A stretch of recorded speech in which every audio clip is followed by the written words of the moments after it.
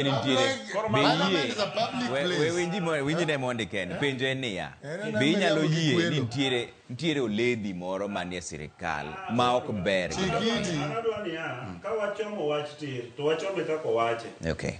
Owacho ka ni senators no wacho ni mondo duok ministers piny.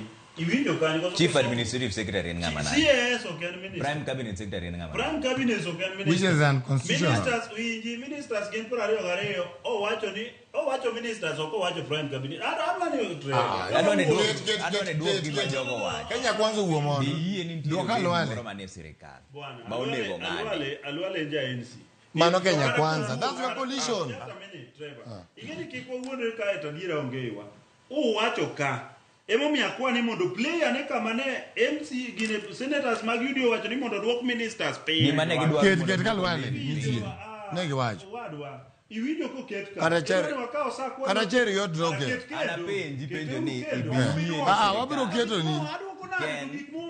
Ken penjo niya, be yie nitiere oledhi moro manie sirkal monego ng'adi? An oledhi an ok president. What I'm saying to in dong in kanyo ineno.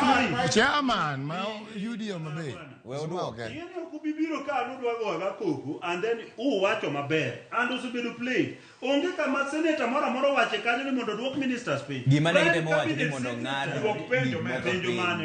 Gima jogo ne temo wacho. En ka nitiere oledhi moro ma nyaka duoke piny.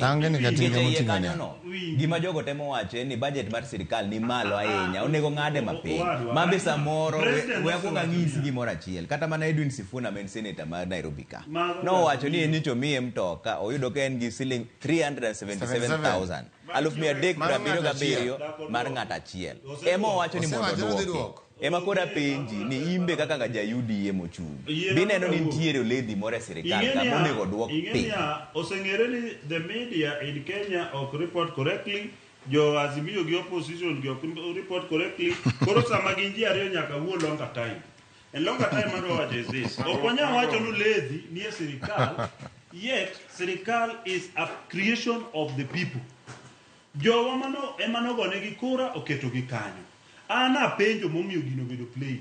Ni nyisa kama senators no wacho ni mondo ministers oduoki from 22 to 14. Okango wacho ka. Prime Cabinet Secretary to has been contentious. Mano waonge gi issue. Then ingena luale go. Nango tena no constitution. We otigi. Ani ngene ka idwani wuo taweni wuo kitieko to tiga mai ndi bura majite go mbaka onge mana kake iruto ye wan kazi lungu jine criminal tiga gimi wacho yudo ka gima giwacho makaka wa miriambo tupu. Koro the next thing as a country kikipar ni wanto kanidi go suru to ne ok de henyawa, but the main thing mawate wa agree ma president no se agree number 1 ochiko ite winjo jo Kenya. Kano chiko ite mondo winjo nyithindo gi kijende kama ne wuoyo no seweyo finance bill. Number 2, sirkal nyaka bed run. Ok ng'ato nyabede opposition to nyiso the government kako run their affairs to be the government no to tamo gi koyomb gi e kura. We must first of all agree on that. Ka ng'ato believe ni pok no yomb gi e kura to give the Supreme Court had made a ruling. Gima duong' madwa wacho ka enia jo piny nigi pek to pek ma jo piny nigo ok en gima ne today president and the budget kineno budget mane wacho ma 4.2 trillion kata 3.9 trillion 1.3 trillion ne dhi chulo loans ma are due magin loans ma president William Ruto no kokopa gin loans manokaw e ndalo kango gini gi handshake government, and that's the truth. Ka jo Kenya dwa winjo adier to giwinjo adier 1.3 trillion e budget michoko osuru ni dhi chulgo loan. Makara ni president ka ok oyudo 70 something billion mowinjo yudo finance bill, nyaka koro many sources moko manyiso ni hata nyaka ko loan machielo mondo mi ochul loan mar 1.3 trillion sama fine government bende bedo ran. Gima giwacho mawinjore any wastage as a government. Giwacho ka ni wan wayie. An onge misara machame sirkal. Another Kenya, my very honest.